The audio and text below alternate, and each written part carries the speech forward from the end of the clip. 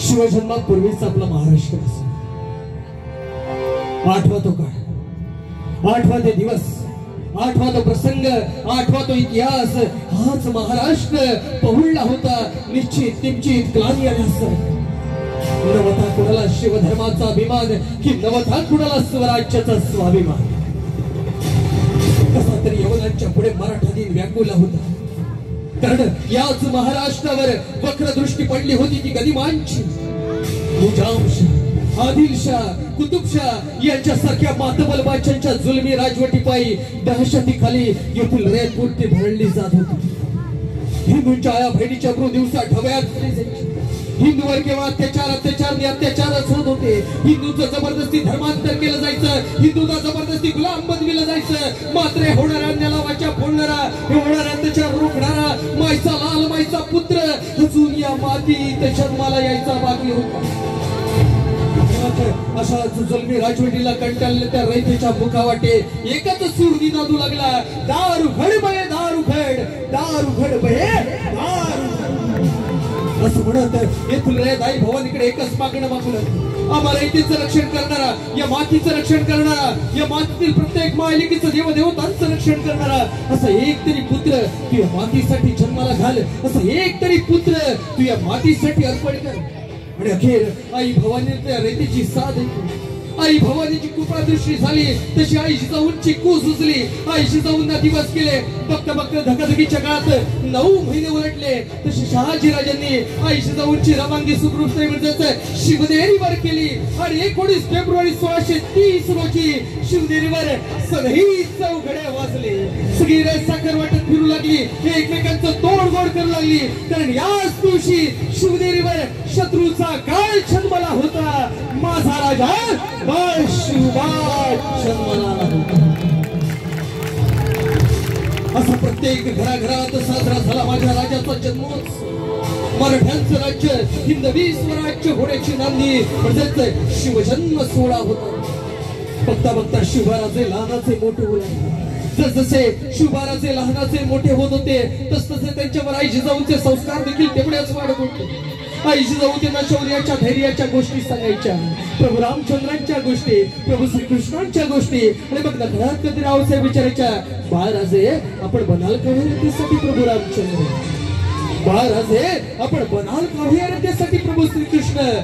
आणि बाळ शिवा सुद्धा मांडलव दाऊसाहेबांना सांगायचे, हाऊसाहेब आम्ही बनूया रे त्यासाठी प्रभू रामचंद्र, हाऊसाहेब आम्ही बनूया रे त्यासाठी प्रभू श्रीकृष्ण, आम्ही करूया रे त्याचं रक्षण, आम्ही करूया मातीचं रक्षण.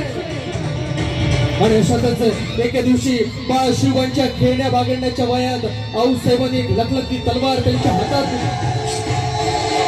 आणि आऊसाहेबांनी बाळ शिवांना सांगितलं, महाराजे ही तलवार आम्ही तुमच्या स्वतःच्या संरक्षणासाठी तुमच्याकडे सुपूर्द करतो. आता या तलवारीनं तुमचं रक्षण तुम्हालाच करायचंय. आणि केवळ स्वतःच रक्षण नाही तर स्वतःच रक्षण करता करता या मातीचं रक्षण करायचंय. या मातीतील प्रत्येक मायलेकीचं रक्षण करायचंय. या मातीतील प्रत्येक देवदेवतांचं रक्षण करायचंय. बघा इवलेश हातात तलवार घेतले. बाळ शिवांचे धाडसी खेळ सुरू झाले. महाराज तलवारी शिकवू लागले, महाराज दानपट्टे शिकवू लागले, महाराज घोड्यांची शिकवू लागले. बघता बघता महाराज तलवार चालवायला शिकले, बघता बघता महाराज दानपट्टा चालवायला शिकले, घोड्यावर लपेट सुद्धा मारायला शिकले. आणि 27 एप्रिल 1645 रोजी महाराजांनी रायरेश्वराच्या मंदिरात स्वराज्य स्थापनेची शपथ घेतली.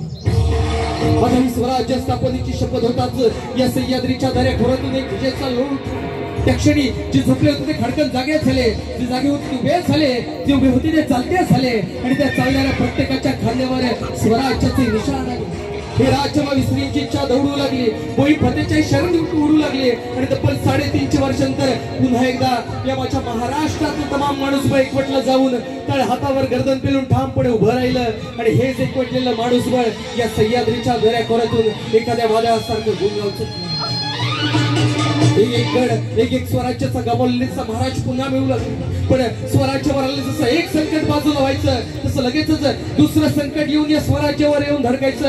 अशी अनेक संकट आली, अशी काही संकट छत्रपती शिवाजी महाराजांनी आपल्या बुद्धीच्या दुर्याच्या जोरावर लिहिल्या पिल्ली. त्यातूनच एक संकट होतं, त्या अफजल खान नावाचं. अफाट सैन्यानिशी अफजल खान या राजाच्या स्वराज्यावर चालून आला होता। आता महाराजांनी त्या अफजल खानाचा पराभव करायचं ठरवलं, पण अफजल खान एवढं मनुष्यबळ महाराजांकडे नव्हतं। मग ज्या ठिकाणी अफजल खानाचं मनुष्यबळ होतं त्या ठिकाणी महाराजांनी आपल्या बुद्धिबळाचा वापर केला। शक्तीच्या नाही तर बुद्धीच्या जोरावर त्या अफजल खानाचा पराभव करायचं ठरलं। मोहीम तयार झाली। मोहिमेचा पहिला भाग होता अफजल खानाची भेट घ्यायचं। भेटीचा दिवस ठरला 10 नोव्हेंबर 1659 प्रतापगडाच्या पायथ्यापाशी एका छावणीवर अफजल खान आणि महाराजांची भेट होणार होती। महाराजांनी आपल्या सोबत काही सरदार घेतले होते, काही शिलेदार घेतले होते। त्यातील एका सरदाराला महाराजांनी सांगितलं होतं, तुला छावणीच्या प्रवेशद्वारावर उभं राहायचंय, तुला छावणीच्या प्रवेशद्वारावर उभं राहायचंय। समजा अफजल खान छावणीतून जिवंत बाहेर येताना दिसला तर त्याला तिथून पुढे जिवंत सोडायचं नाही, एवढं लक्षात ठेवा। त्याच्यासोबत असाच आणखीन एक शिलेदार होता, नाव त्यांचं जीवा महाले, नावाप्रमाणेच जीवाला जीव देणारे। महाराजांनी त्या जीवा महालेंना सुद्धा सांगितलं होतं, ज्यावेळी अफजल खान आणि माझी भेट होईल त्यावेळी आमच्या बोलण्याकडे तुझे लक्ष असतं का म्हणे, तर तुझे लक्ष असले पाहिजे ते त्याच्या सोबत असलेल्या त्या सय्यद बंडाकडे। कारण सय्यद बंडा अफजल खानाचा शिलेदार उत्तम दानपट्टेबाज होता आणि जीवा महाले सुद्धा उत्तम दानपट्टेबाज होता। कारण सय्यद बंडानं जर पाठीमागून वार केला तर त्याला रोखणारा, त्याला तोडीस तोड उत्तर देणारा कोणीतरी आपल्या सोबत पाहिजे, मग ते होते जीवा महाले। बघ आता भेटीचा दिवस उजाडला, महाराज निघाले अफजल खानाच्या भेटीला। जसं महाराजांना दिसलं तर अफजल खान उभा राहिला, महाराजांना आलिंगनासाठी निमंत्रण केलं। आओ शिवाजी महाराज, आओ हमारे गले लग जाओ, असं म्हणत अफजल खान महाराजांना मिठीत घेतलं। हळूहळू अफजल खानाची मिठी आवली जाऊ लागली। जसजशी अफजल खानाची मिठी आवली जाऊ लागली तसतसा महाराजांचा जीव घुटमळू लागला। महाराजांच्या दगा धरणाला पण महाराज सुद्धा तेवढ्याच चौकस बुद्धीचे होते। महाराजांनी आधीच चिलखत परिधान केलं होतं, सोबत स्वतःच्या रक्षणासाठी वाघनखं घेतली होती जी हाताच्या वळलेल्या मुठीत लपलेली होती, बंदिस्त होती। शेवटी त्या अफजल खानने आपली लायकी दाखवली। आपल्या हातातील लखलखी कट्यार्थानं माझ्या राजाच्या पाठीत खुपसण्याचा प्रयत्न केला, मात्र आधीच चिलखत परिधान केलं असल्यामुळे महाराजांना तीर सुद्धा जखम झाली नाही।